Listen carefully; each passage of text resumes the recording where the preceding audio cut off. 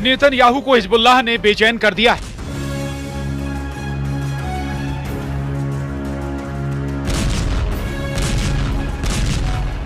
Israel की राजधानी तेल अवीव से करीब 10 किलोमीटर दूर ये आग लगी है क्योंकि हिजबुल्लाह ने फायर किए हैं। 340 रॉकेट हमला तेल अवीव पर हुआ, हमला हाइफा पर हुआ, हमला अशदोद समेत कई और इलाकों में हुआ। 5 लोग इस हमले में घायल हुए हैं, लेकिन इससे भी बड़ी खबर तेहरान से आई है, क्योंकि ईरान सिर्फ इस बात से खुश नहीं कि बेंजामिन नेतन्याहू और उनके पूर्व रक्षा मंत्री योव गैलेंट गिरफ्तार हों। ईरान के सुप्रीम लीडर खामेनेई ने बहुत बड़ी डिमांड दुनिया के सामने रख दी है।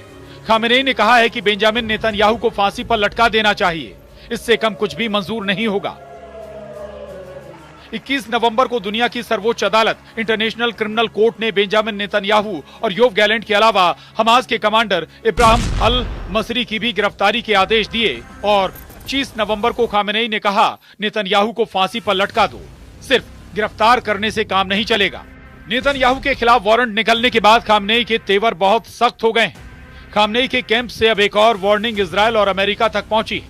ये खबर देखिए जिसने नेतन्याहू कैंप में बेचैनी बढ़ा दी है। इस खबर के बाद अब आगे क्या होने वाला है, ये खबर ईरान से लेकर अमेरिका तक छप चुकी है और इसी खबर ने इजराइल में नया अलर्ट जारी कर दिया है। नेतन्याहू को लग रहा है कि जिस तरह हिजबुल्लाह के रॉकेट तेल अवीव और आसपास बरसे, अब यही हाल ईरान की मिसाइल उनके शहरों का करने वाली है।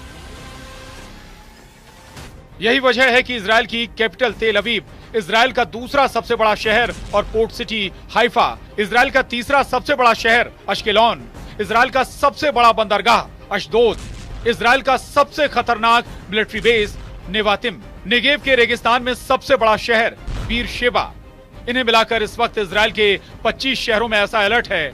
एक ऐसी घड़ी टिक टिक कर रही है जिसमें हमले वाले अलार्म की घंटी नहीं बजेगी। इस घड़ी का कंट्रोल ईरान के पास है।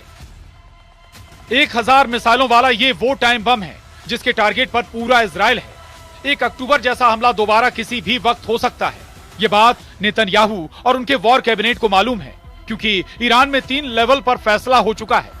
पहला लेवल यानी सबसे बड़ा इशारा ईरान के सुप्रीम लीडर अली खामेनेई से मिला। उन्होंने कह दिया है कि 26 अक्टूबर को हुए हमले का जवाब देना जरूरी है।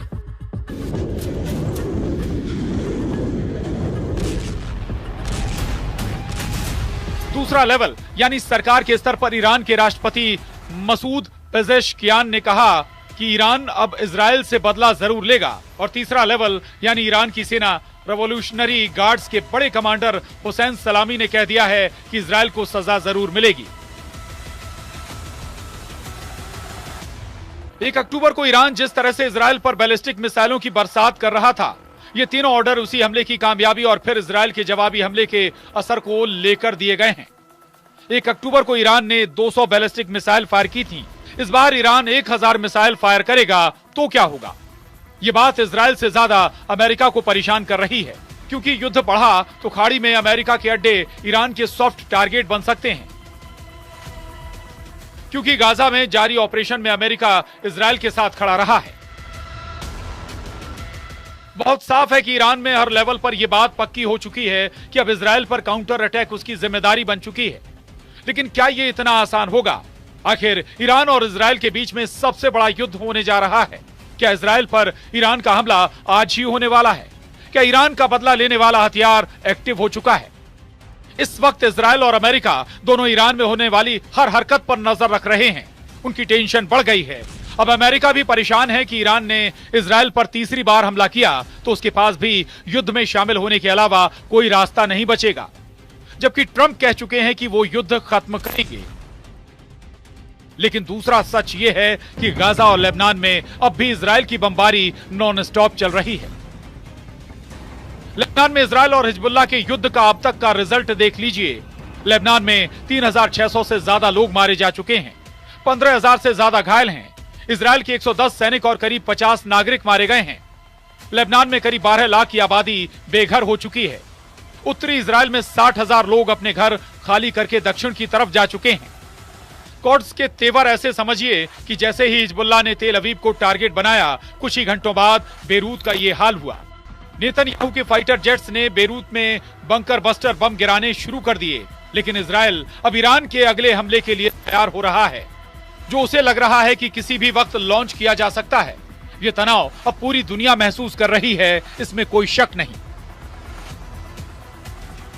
अब सवाल है कि ईरान काउंटर अटैक नवंबर में करेगा या दिसंबर तक इंतजार करेगा। क्या ईरान इस बार भी इजराइल पर बैलिस्टिक मिसाइल से अटैक करेगा, या फिर वो ड्रोन या फिर कोई और नया हथियार या जरिया तलाशेगा, जिसके बारे में नेतन्याहू ने सोचा भी नहीं होगा। ईरान बार बार वार्निंग दे रहा है। क्या ये माइंड गेम है, या फिर वाकई खामेनेई के जनरल इस पर बटन दबाने के लिए तैयार हैं? ये बात इजराइल के लिए डिकोड करना सबसे बड़ा चैलेंज बन चुका है। Bureau report, news 18।